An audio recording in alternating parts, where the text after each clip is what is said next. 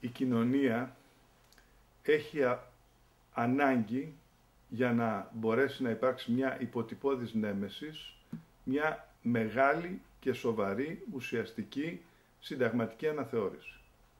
Δυστυχώς με δόλιο τρόπο η κυβέρνηση την έφερε στο παραπέντε της προεδρικής εκλογής με αποτέλεσμα την κάψη. Όμως η πρόταση γύρω από τη συνταγματική αναθεώρηση και σημαντική και ουσιαστική είναι και εκπληρώνει και ικανοποιεί πάγια αιτήματα μιας πολύ μεγάλης μερίδας της κοινής γνώμης. Το ένα αφορά την ευθύνη περί υπουργών, που θα καταργηθεί το περίφημο άρθρο 86, μέσω του οποίου οι υπουργοί είχαν ασυλία για όλες τις πράξεις. Παράδειγμα, πολλοί που έβαλαν το χέρι στο μέλι και έκλεψαν σημαντικά ποσά του δημοσίου, δεν μπορούσαν να τους διώξουν γιατί υπήρχε μια σύντομη παραγραφή που δεν ισχύει βεβαίως για τον κάθε πολίτη. Και η συνταγματική αναθεώρηση προέβλεπε αυτή την αλλαγή, δηλαδή το χρόνο λήξης του καθενός που θα μπορεί να έχει για να διωχθεί να είναι ο ίδιος με αυτός που έχουν όλοι οι πολίτες. Δηλαδή ποια είναι η διαφορά ενός πολίτη από έναν πολιτικό ο οποίος έχει αυτό το κουκούλι της ασυλίας και τον βοηθάει να κάνει ό,τι θέλει, να κλέβει ό,τι θέλει και κανείς να μην τον διώκει γιατί υπάρχει παραγραφή. Απ' την άλλη μεριά το ίδιο ισχύει και για τους βουλευτές. Να σκεφτεί κανείς ότι ένας βουλευτής είχε δώσει ακάλυπτη επιταγή ή έκανε ένα τροχαίο δυστύχημα και δεν μπορούσε να διωχθεί γιατί έπρεπε να περάσει υπόθεση από τη Βουλή, να εγκριθεί από επιτροπές και τελικά από την Ολομέλεια. Και τις περισσότερες φορές ως ένα χρονικό διάστημα, όλη αυτή τα χρόνια της μεταπολίτευσης, περνούσαν όλοι στο απειρόβλητο. Δηλαδή δεν εδιώκεται ο βουλευτής, έστω και αν αυτός είχε κάνει μια πράξη, η οποία είχε ποινική δίωξη και μπορούσε και έπρεπε να έχει το φυσικό του δικαστή όπως έχουν όλοι οι πολίτες.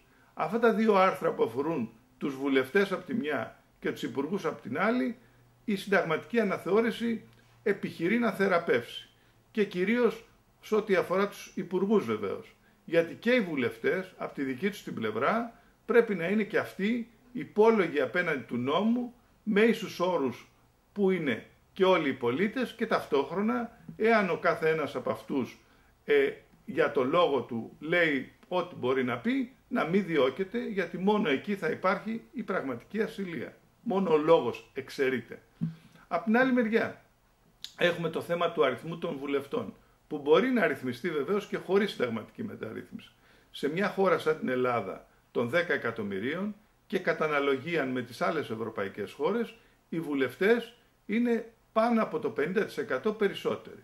Δηλαδή, το πολύ 200 βουλευτές θα έπρεπε να υπάρχουν στο κοινοβούλιο. Αυτό είναι και ένα δείγμα ότι αυτή η κοινωνία και αυτή η πολιτεία βλέπει την εξοικονόμηση όλων των ανθρώπινων δυνάμεων για να μην υπάρχει κατασπατάληση του δημοσίου χρήματος σε όλους τους χώρους και σε όλα τα επίπεδα.